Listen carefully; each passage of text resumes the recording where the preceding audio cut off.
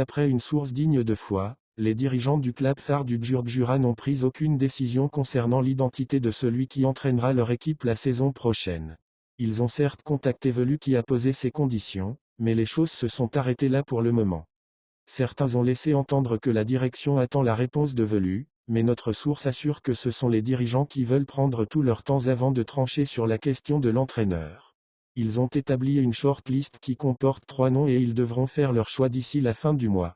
Même s'ils ne parviendront pas à conclure avec un coach avant la fin du mois, ils lui remettront les CD de tous les matchs de leur équipe et cela pour qu'il arrête la liste des joueurs à libérer et les profils des joueurs dont il aura besoin pour jouer les premiers rôles la saison prochaine. En ce qui concerne les joueurs ciblés, ce sont des éléments de valeur et tout entraîneur souhaite les avoir dans son effectif. Patrice Carteron, c'est 1 million d'euros ou plus. Parmi les noms des entraîneurs qui ont circulé dans l'entourage du club, il y a celui du coach Patrice Carteron en plus de celui d'Hubert Velu. Mais les chances de voir Carteron à la JSK sont très minimes pour ne pas dire inexistantes. Sous contrat avec le club qatari Salal, son contrat serait d'1 million d'euros ou plus. Il a entraîné les plus grands clubs en Afrique dont le Ali du Caire, mais aucun club algérien ne peut se permettre de s'attacher ses services. Sa priorité est de poursuivre son aventure au Qatar ou rejoindre le championnat saoudien où les responsables des clubs proposent des salaires stratosphériques. Tous les supporters rêvent de voir un entraîneur de renom comme Patrice Carteron à la tête du staff technique mais cela ne sera pas facile surtout qu'il est encore sous contrat. Il est utile de rappeler que cela fait près de 15 ans que le nom de Carteron est évoqué dans l'entourage du club, mais cela ne s'est jamais concrétisé.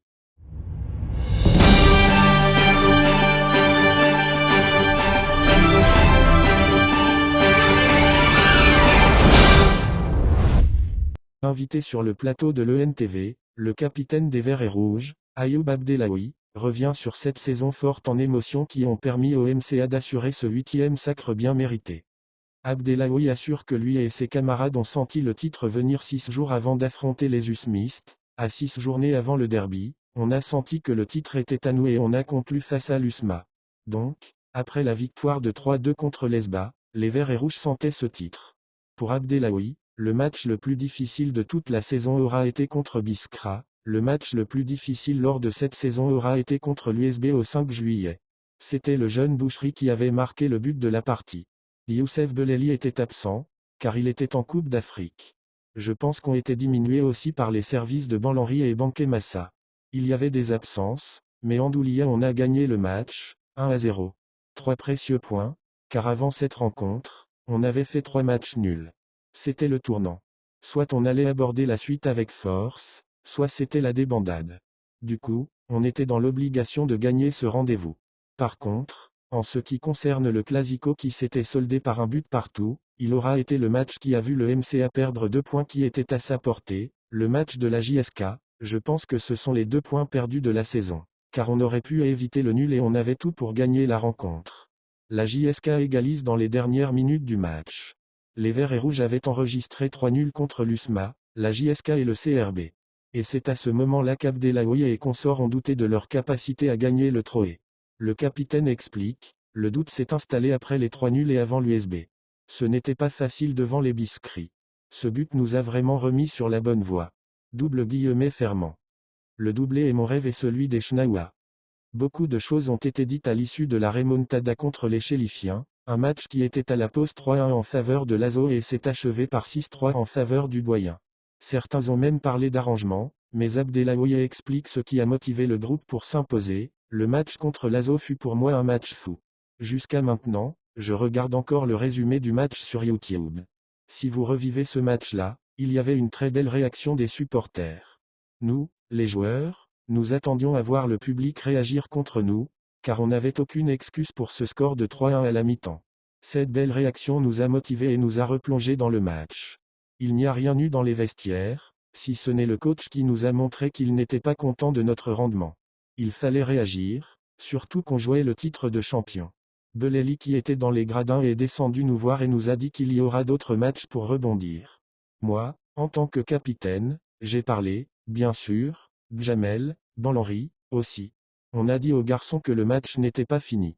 On sait que dans le championnat algérien, être mené au score par 3-1, c'était difficile de revenir, mais on l'a fait.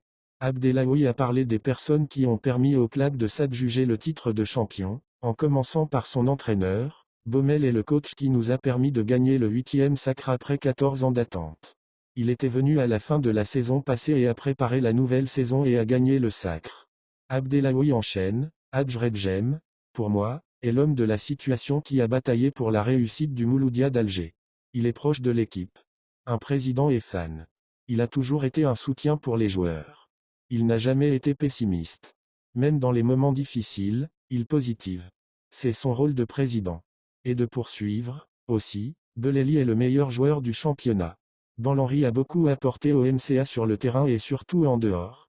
Le Mouloudia est sur le point de décrocher le doublé, mais il faudra battre le CRB. Dans ce sens, Abdellaoui assure, le doublé est mon rêve et celui des Chnaoua. Je suis l'homme le plus heureux et je profite de l'occasion pour remercier le chef de l'État, Abdelmadjid Tebboune, pour avoir félicité le MCA, l'intérêt qu'il porte personnellement au sport en Algérie et spécialement au football, et aussi pour le beau et exceptionnel stade aux normes mondiales, à savoir le terrain Ali Lapointe. On m'a assuré que j'étais dans la liste élargie de la sélection. Le rêve de n'importe quel joueur du MCA et du joueur local, c'est de défendre les couleurs de la patrie. Inch'Allah, je serai de retour.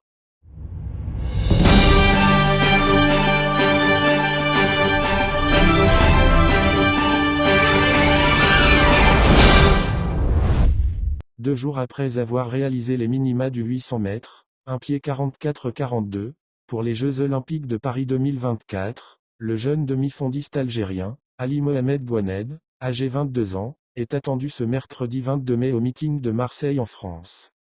Ce n'est pas l'unique participation algérienne, puisque Slimane Moula et Djamel Sedjati vont également participer à cette compétition historique qui se déroulera au mythique stade Jean Bouin qui fera le plein.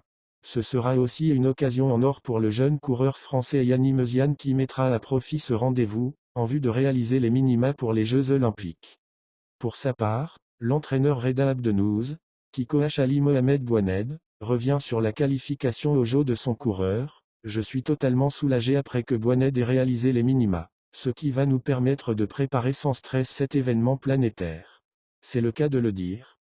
Il ne faut pas oublier que Bouaned, ex-vice-champion du monde junior du 800 mètres, manque d'expérience par rapport à d'autres coureurs. Ce genre de meeting permettra à notre jeune athlète de gagner en expérience et en maturité, en vue des prochaines échéances internationales.